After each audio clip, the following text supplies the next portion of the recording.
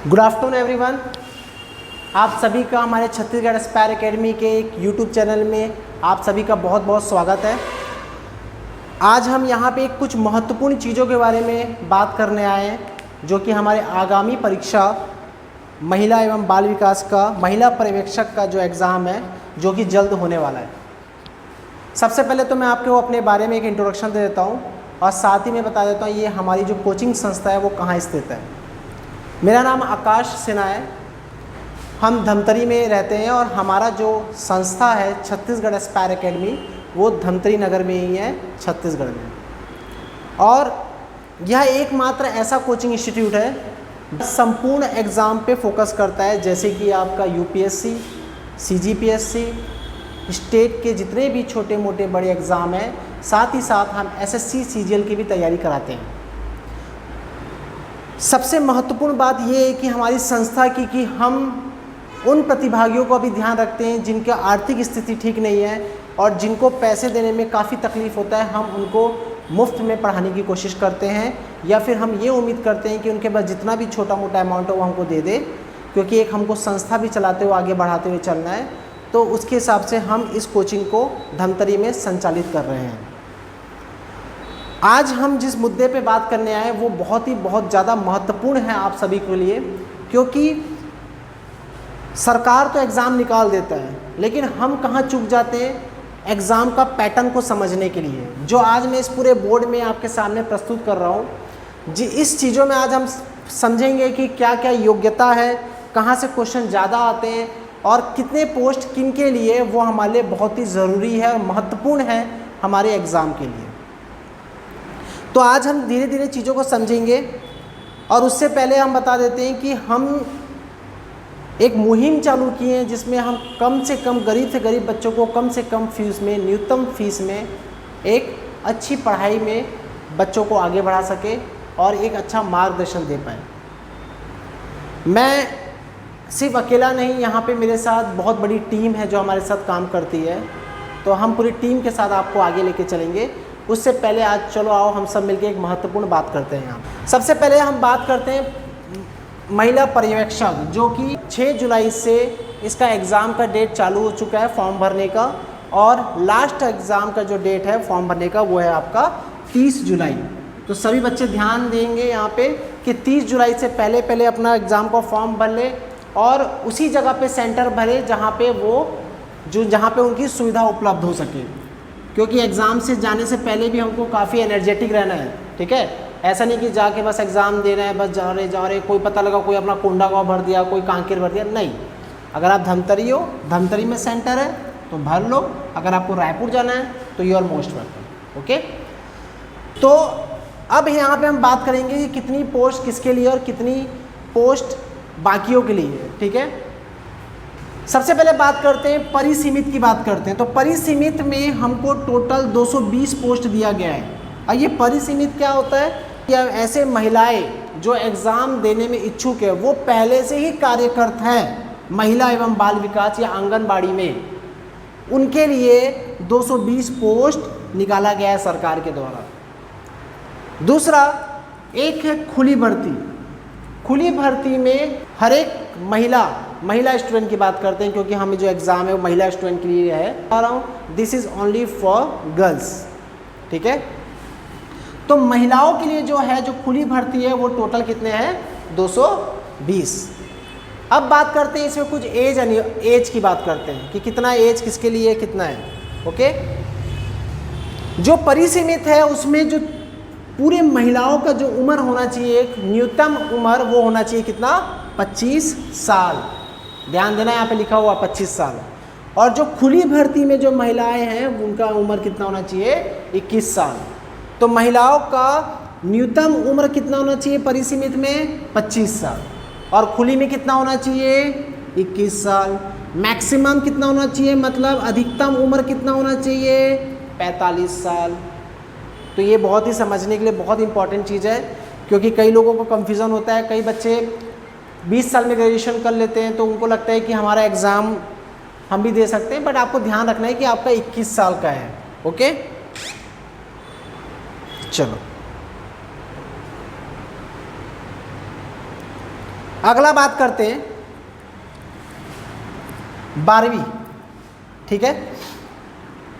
जो पहले से कार्यरत है आंगनबाड़ी या महिला बाल विकास के डिपार्टमेंट में, उन महिलाओं का जो टोटल हम जो बात करेंगे, उनकी एजुकेशन क्वालिफिकेशन की बात करेंगे, वो होगा 12वीं पास, ध्यान रखिएगा। और यहाँ पे कितना होगा, स्नातक, ग्रेजुएशन, क्या बोलेंगे हम, ग्रेजुएशन, किसी भी फील्ड से, कोई पर्टिकुलर फील्ड अनिवार्य नहीं है, आप किसी भी फील्ड से ग्रेजुएशन होना आपके लिए अनिवार्य होगा। Maximum general SC ST OBC के लिए जनरली 45 साल है, और जनरली इतना ही दिया जाता है। व्यापम के केस में, बहुत सारे व्यापम के एग्ज़ाम में 45 साल मान लिया जाता है कि हाँ भाई 45 साल तक आप एग्ज़ाम दे सकते हो, ठीक है। अब बात करते हैं कुछ महत्वपूर्ण चीज़ों के बारे में जो कि सभी बच्चों के लिए बहुत ही इंपॉर्टेंट है समझना, क्योंकि होता क्या है कि हम किसी भी एग्ज़ाम में सिर्फ एक ही पैटर्न को बना के रखें कि हमको हिस्ट्री पढ़ना है, हमको ज्योग्राफी पढ़ना है, हमको पॉलिटी पढ़ना है, हमको संविधान, भूगोल, इनकी बात कर रहा हूँ, तो हम इन्हीं सब्जेक्ट पे फोकस करते हो अपना एग्ज़ाम देने चले जाते हैं। लेकिन आज हमको बहुत ही महत्वपूर्ण है समझना कि महिला पर्यवेक्षक का एग्ज़ाम कहाँ से देगा, किस पोर्शन से कितना वेटेज होगा, ये हमारे लिए बहुत ही महत्वपूर्ण हो जाता है समझने के लिए। आइए चलो हम इसके बारे में बात करते हैं। चलिए, सबसे पहले हम भाग 1 की बात करेंगे। तो भाग 1 में महिला एवं बाल विकास के कुछ पोर्शन है जिसको हमको ध्यान में रखना है, ठीक है। सबसे पहला जो 3 क्वेश्चन हमको लगता है जो पिछले ट्रेंड से हम देखते आ रहे हैं, हमारे जो एक्सपर्ट फैकल्टी के द्वारा देखा जा रहा है, उनके द्वारा ये बताया जा रहा है कि 3 क्वेश्चन अनिवार्य ढंग से अधिनियम के अंदर से क्वेश्चन आए हुए हैं, ठीक है। अगला जो अपन 6 क्वेश्चन की बात करेंगे हम, वो पूरे के पूरे पोषण आहार से आया गया है। अब पोषण आहार में कि कितना हमको चावल, गेहूँ, कितना चना, कितना विटामिन देना पड़ेगा, ठीक है। अब हमने इंडिया लेवल में भी बहुत सारी चीज़ों के बारे में बात किया है, कैलोरी के बारे में बात की है, अंडे के बारे में बात किया, आंगनबाड़ी में जो चल रहे हैं, तो उसी प्रकार से हम आहार के बारे में बात करेंगे। फिर विभिन्न योजनाओं के बारे में बात करेंगे, जिससे टोटल कितने क्वेश्चन आ रहे हैं, 4 क्वेश्चन। तो विभिन्न योजनाएं जो हो गए आपके अनेक प्रकार की योजनाएं आते हैं, जैसे कि महिला बाल विकास के, है ना, बच्चों के लिए, एडोलसेंट के लिए, बालिकाओं के लिए, वे यही सब विभिन्न योजनाएं हैं जो हमको ध्यान में रखना है एग्ज़ाम में जाने से पहले। और ख़ास कर हमें यहाँ पे एक चीज़ आपको बहुत ही ध्यान में रखना है कि ये हम दोनों को लेके चलेंगे, मतलब हम सेंट्रल लेवल की भी योजनाओं को लेके चलेंगे और स्टेट लेवल की भी योजनाओं को लेके चलेंगे, ठीक है। तो सेंट्रल और स्टेट दोनों की योजनाओं को हम इसमें प्रॉपरली लेके चलेंगे। तो 4 क्वेश्चन आपके यहाँ से आ जाएंगे। अब रही बात रोगों विज्ञान के बारे में। अब ये क्या होता है, जैसे हम बात करते हैं वैक्सीन की बात करते हैं, जैसे कि हम मलेरिया के केसेस में बात करते हैं, किस प्रकार से यहाँ पे स्टेप लिया जा रहा है सरकार के द्वारा, तो इन सब चीज़ों के अंदर में हम रोगों विज्ञान, प्लेग के बारे में बात करें तो ये सब कहाँ पे आ जाएगा, 3 क्वेश्चन यहाँ पे आना आपका अनिवार्य हो जाता है, ठीक है। तो यहाँ तक समझ में आया। पहले मैंने आपको अधिनियम के बारे में बताया, विभिन्न प्रकार के अधिनियम जो भारत सरकार और छत्तीसगढ़ में कुछ चेंजेस आए होंगे तो उसके बारे में बात करेंगे, पोषण आहार के बारे में बात करेंगे, योजना के बारे में बात करेंगे, रोगों विज्ञान के बारे में बात करेंगे, और ये हो जाता है आपका मिसलेनियस, जिसे हम बोलते हैं विविध, जो कुछ कहीं से भी कैसे भी क्वेश्चन अच्छे, फैक्चुअल और बड़े लॉजिकल क्वेश्चन यहाँ से आएंगे आपके विविध में। तो विविध मुझे लगता है कि सभी के लिए स्कोरिंग होगा, विविध तो स्कोरिंग होगा, बट ये सब चीज़ों के लिए प्रॉपर आपको पढ़ना होगा, क्योंकि अगर आपको अधिनियम याद ही नहीं है तो आप वहाँ टिक करके क्या आएंगे, आपको पता ही नहीं है पोषण आहार में कितना कैलोरी बच्चों को देना चाहिए आंगनबाड़ी में, या फिर कितने बच्चे तक, कितने उम्र तक के बच्चों को कौन सा प्रोटीन या विटामिन देना चाहिए। तो जब आपको ये चीज़ पता ही नहीं है तो आप इसको नहीं बना पाओगे एग्ज़ाम में किसी भी हाल में। आया यहाँ तक समझ में सबको? उम्मीद करता हूँ सबको समझ में आया होगा। और अगर मेरी आपको भाषा बहुत जल्दी लग रही होगी तो मैं उम्मीद करूँगा, कोशिश करूँगा, उम्मीद तो नहीं बोलूँगा लेकिन मैं कोशिश करूँगा कि आने वाले वीडियो में मैं इन चीज़ों पे सुधार लाऊँगा, ठीक है। आगे चलते हैं, आगे हम देखते हैं भाग 2। भाग 2 में आपके लिए महत्वपूर्ण हो जाता है रीजनिंग, जिसको हम बोलते हैं सामान्य मानसिक योग्यता प्लस जीएस, सामान्य ज्ञान और जो कि हमारा जो टोटल क्वेश्चन होंगे वो कितने होंगे 20 क्वेश्चन। कितने क्वेश्चन होंगे 20 क्वेश्चन होंगे। अच्छा मैंने एक चीज़ आपको बताना भूल गया यहाँ पे कि हमारा जो टोटल क्वेश्चन आएगा वो कितना आएगा, देखो 100 क्वेश्चन आएगा, 100 मार्क्स रहेगा। समय कितना मिलेगा हमको एग्ज़ाम में 2 घंटा। माइनस मार्किंग कितना होगा 1/4 1/4। ठीक है, तो ये आपको ध्यान में रखना है। हो गया, तो ये मेरे से मिस हो गया था, I am really sorry. But अब हम वापस आते हैं हमारे भाग 2 पे। भाग 2 में हमको 2 चीज़ें पढ़ना है, रीजनिंग और जीएस सामान्य अध्ययन। तो सामान्य ज्ञान वाला जो पार्ट है उसमें हमने जहाँ तक एनालिसिस किया है उसके बारे में, तो सामान्य ज्ञान में हम छत्तीसगढ़ को भी लेके चलेंगे और भारत का सामान्य ज्ञान को भी लेके चलेंगे। ठीक है, अब यहाँ पे देखते हैं जो सामान्य ज्ञान है इसमें 7 क्वेश्चन जो है करंट अफेयर से आना अनिवार्य, आना ही आना है। और मैं तो बोलता हूँ कि आने वाले जितने एग्जाम है उसमें आप करंट अफेयर पे ज़्यादा फोकस करें, स्पेशली छत्तीसगढ़ के एग्जाम में, क्योंकि करंट अफेयर ऐसा पार्ट है जो बहुत ही ज़्यादा डाइवर्सिफाई होता है। डाइवर्सिफाई मतलब क्या होता है कि जो विभिन्न क्षेत्रों को कवर करता है, तो वहाँ से सरकार को टफ बनाना भी आसान पड़ जाता है कि हम क्वेश्चन को कैसे टफ बनाया जाए, चलो करंट अफेयर डाल देते हैं। क्योंकि बच्चा तो पढ़ के जा रहा है ना, लूसेंट में तो सब कुछ मैक्सिमम चीज़ बच्चा कवर कर ही लेता है, हिस्ट्री, ज्योग्राफी, पॉलिटी। अगर बच्चा दिन भर रट भी लेगा तो गलती कहाँ से करेगा, करंट अफेयर से। कितना करंट अफेयर पढ़ेगा यार, ठीक है, कहीं ना कहीं से अगर पूछ दिया तो वो भी बच्चा भी हड़बड़ा जाएगा। इसीलिए करंट अफेयर के केस में हमको थोड़ा सा अलर्ट होना पड़ेगा आगामी सारे छत्तीसगढ़ के एग्ज़ाम के लिए। ठीक है, ध्यान रखिएगा। अब आगे बात करते हैं। तो भाग 2 में करंट अफेयर से 7 क्वेश्चन के हम सोच रहे हैं कि आएगा। ठीक है, छत्तीसगढ़ से 2 क्वेश्चन, क्योंकि पिछले 2-3 साल में हम अगर बात करेंगे 2-3 बार में जो एग्ज़ाम हुए हैं उसमें छत्तीसगढ़ का जो वेटेज है काफ़ी कम कर दिया है, क्योंकि हमारा जो मेन फोकस का पोर्शन एरिया हो गया ये महिला एवं बाल विकास वाला हो गया। ठीक है, ध्यान रखिएगा।